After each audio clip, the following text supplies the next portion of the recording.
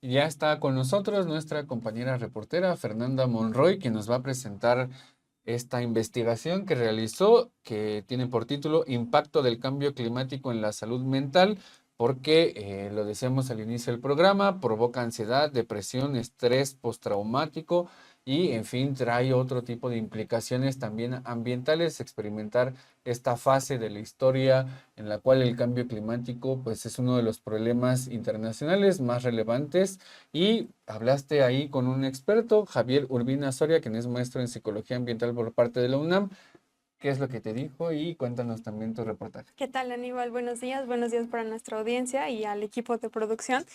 Pues sí, el día de hoy traigo esta investigación acerca de cómo el cambio climático está afectando nuestra salud emocional y mental. Casi siempre cuando hablamos de cambio climático pensamos en las consecuencias o los riesgos físicos y materiales que puede tener en el área en donde vivimos, en nuestros espacios, pero es importante hablar también de la parte emocional, porque pues aunque no lo pareciera, todo lo que ocurre alrededor del cambio climático, desde el aumento de temperaturas, las sequías, inviernos más fríos, pues todo lo que conlleva el cambio climático impacta de alguna forma en nuestra salud emocional, empezando porque nos genera estrés y ansiedad, que son como ya dos factores que básicamente todos ya tenemos, estrés y ansiedad ocasionados por el cambio climático, pero que estas afectaciones pueden ser muchísimo más profundas, como depresión o incluso un intento de suicidio, porque las condiciones en las que vives ocasionadas por el cambio climático pueden ser bastante terribles. Entonces, esto es un poco de lo que nos menciona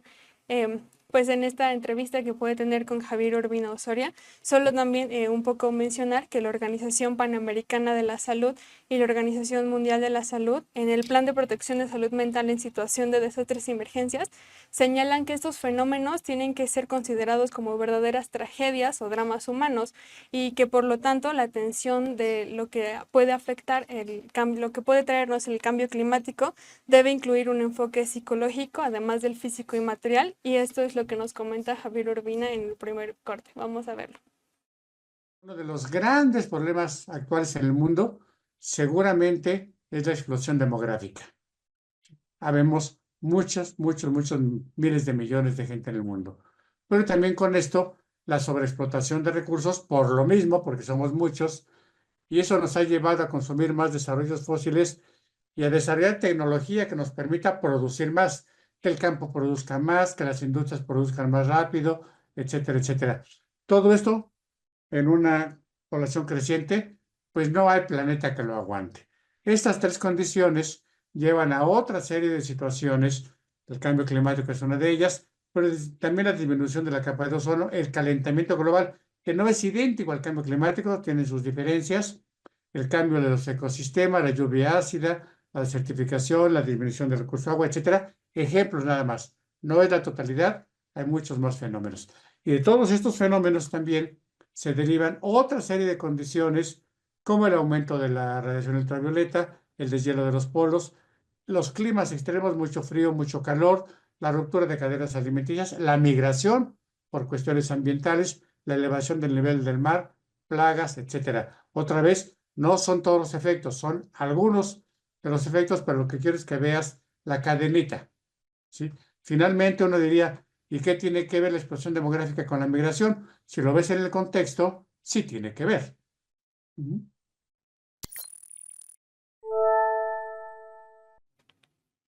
Y también te comentó el investigador Urbina Soria sobre este tema de los estresores ambientales. ¿Cómo podemos entender esta situación y este aspecto de los estresores? Sí, bueno, el doctor nos decía un poco que los estresores ambientales tienen que ver con esas cosas que nos alteran.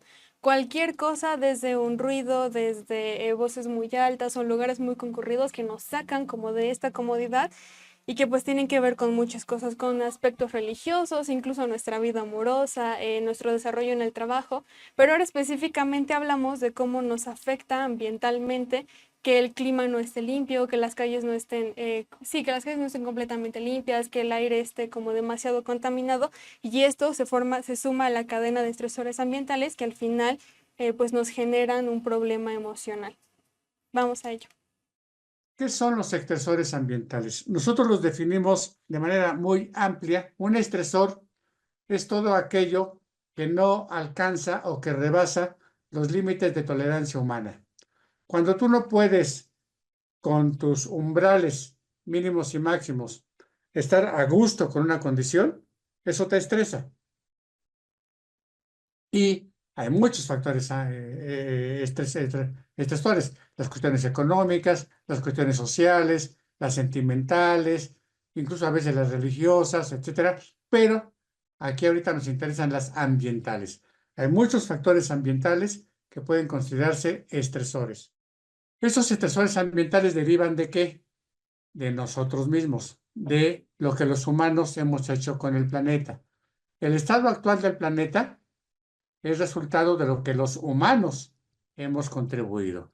Hay factores naturales, hay una evolución natural, hay otras especies que también pueden ser perniciosas, pero la especie más nociva somos nosotros.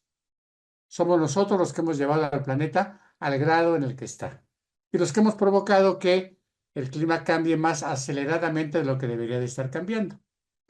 Al hacer todo esto, la gente, los individuos, las familias, las comunidades reciben a su vez un rebote de este impacto. Al cambiar el ambiente impacta sobre nosotros de manera diferente. Este es un ir y venir, ¿sí? Yo te, entre comillas, agredo, aunque al planeta no le importa nuestra agresión, pero nos devuelve algo que a nosotros sí nos importa. Entonces es una especie de ciclo. Por un lado, entonces, hay que hacer un reconocimiento de una culpa colectiva e individual. Hay quienes se portan muy mal con el ambiente y hay quienes se portan un poquitito mejor, pero vale la pena que haya este reconocimiento de culpa.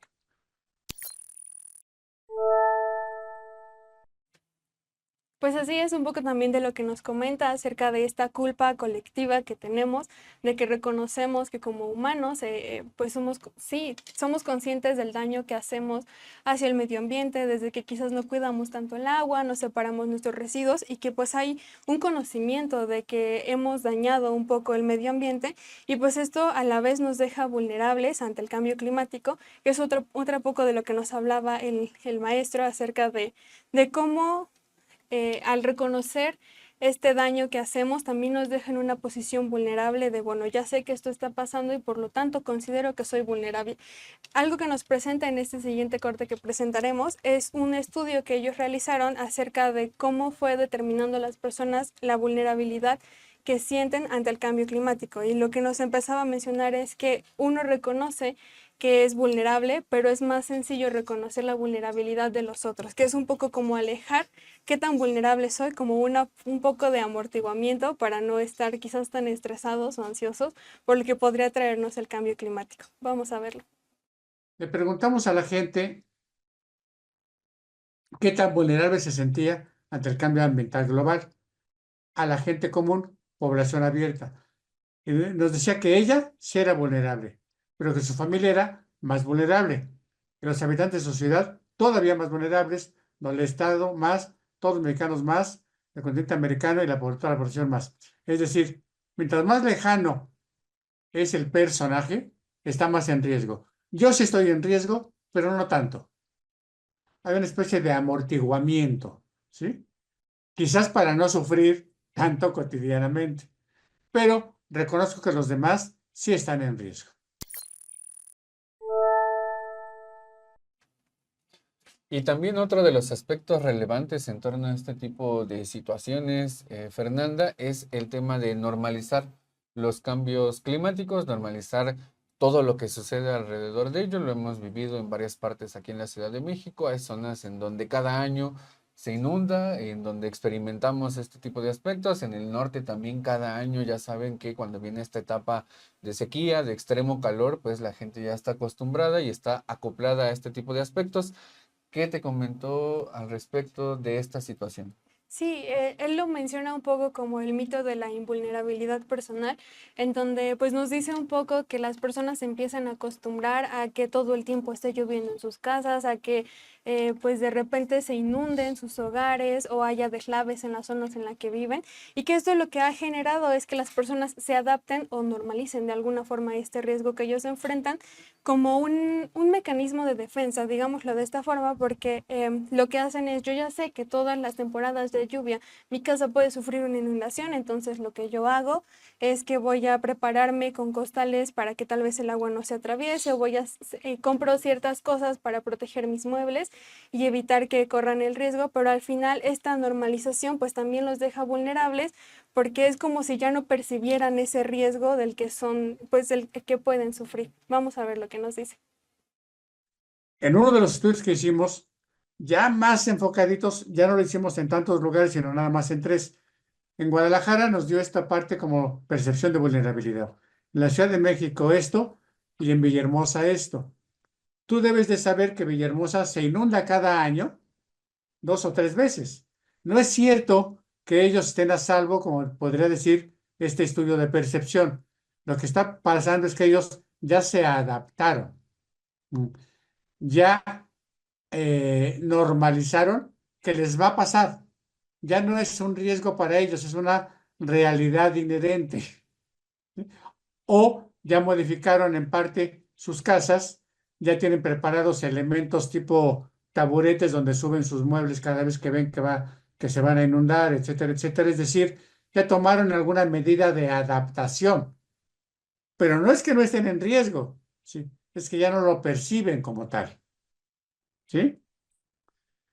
A esto le llamamos el mito de la invulnerabilidad personal, es decir, les va a ocurrir a los demás, no me va a pasar a mí.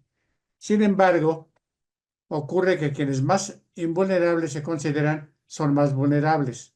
¿Por qué? Porque no toman precauciones. Como creen que no les va a pasar, entonces se dejan llevar por la corriente, no hacen absolutamente nada y sufren las consecuencias.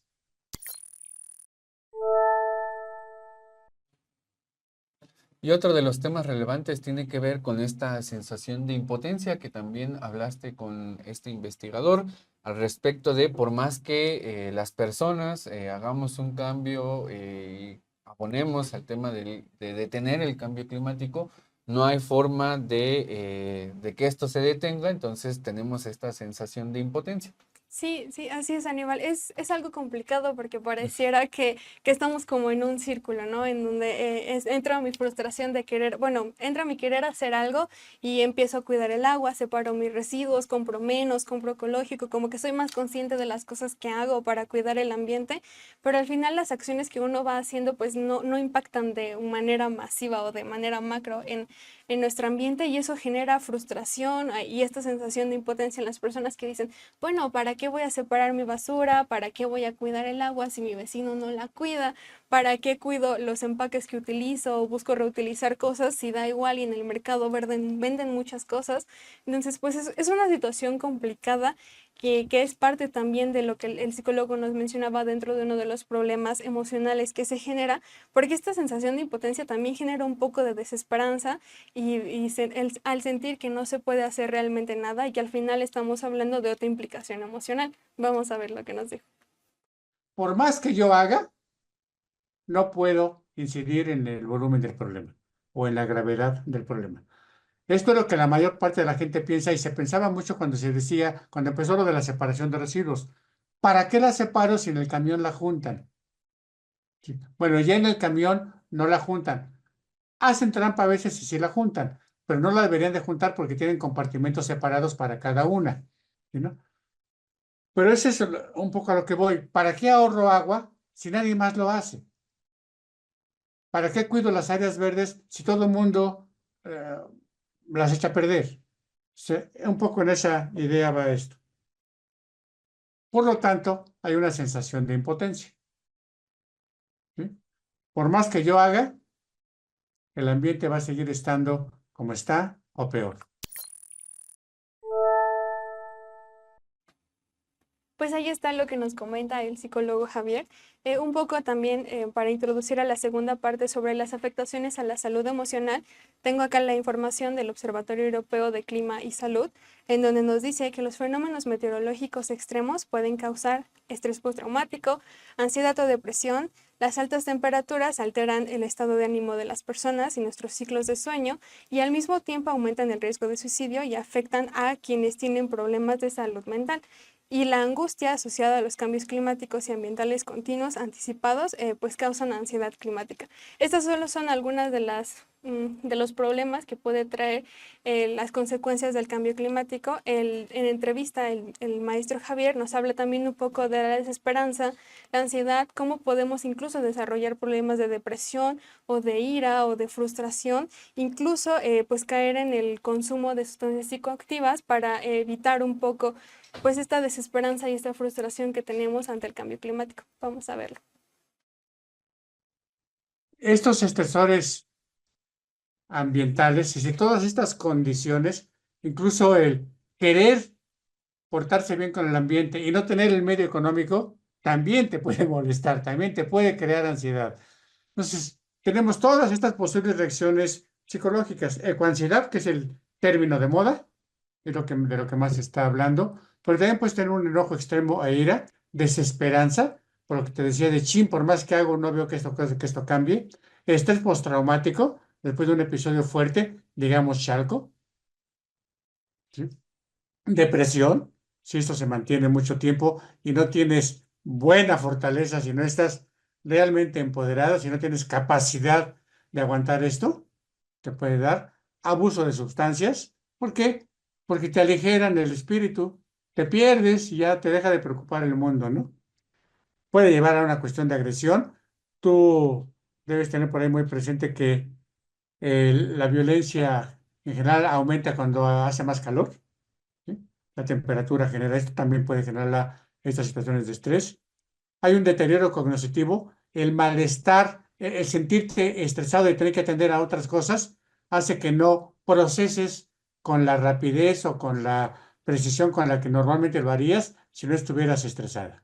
¿Sí? Y por lo tanto hay una pérdida de control. Todo esto es lo que se puede sentir y muchas más cosas que podríamos agregarle.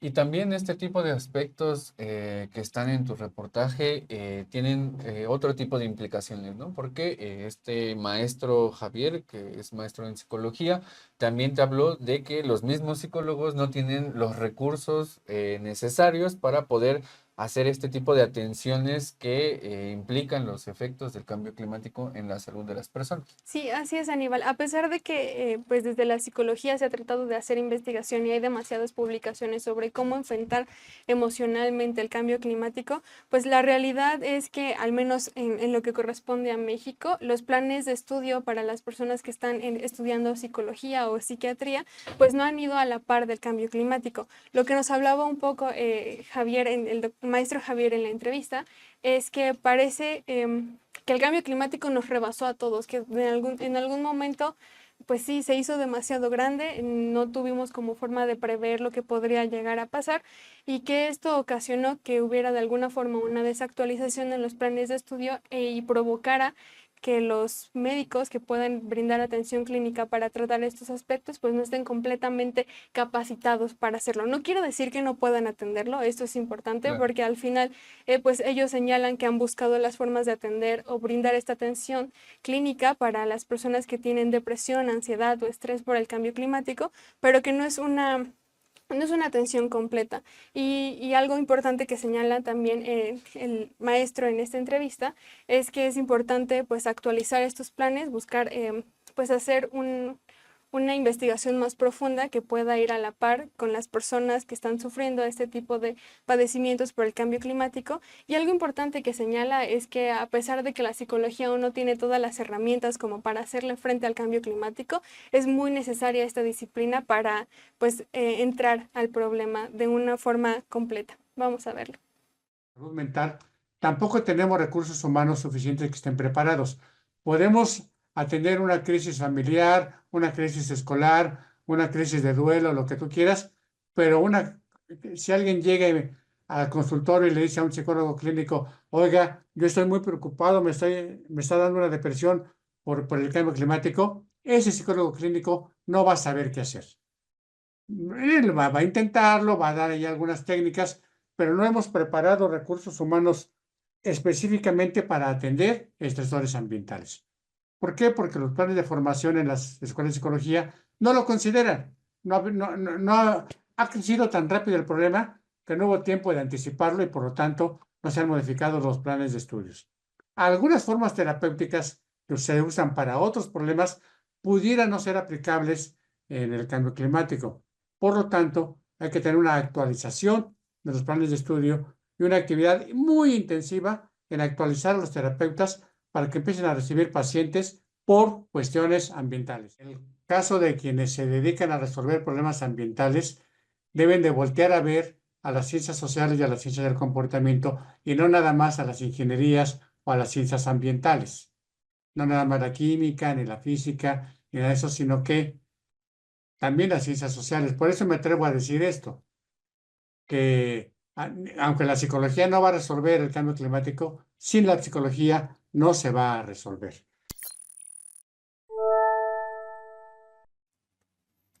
Pues este tipo de temas son, digamos, más allá de lo relevante, son urgentes porque lo hemos visto también con las participaciones que tenemos en el programa de la doctora Ornella, como con el paso de los años este tipo de aspectos se va a ir agravando. Y entonces, como se va a ir agravando el tema del colapso climático, las distintas emociones que los humanos experimentamos al respecto, pues van a ser cada vez más necesario investigar sobre este tipo de aspectos.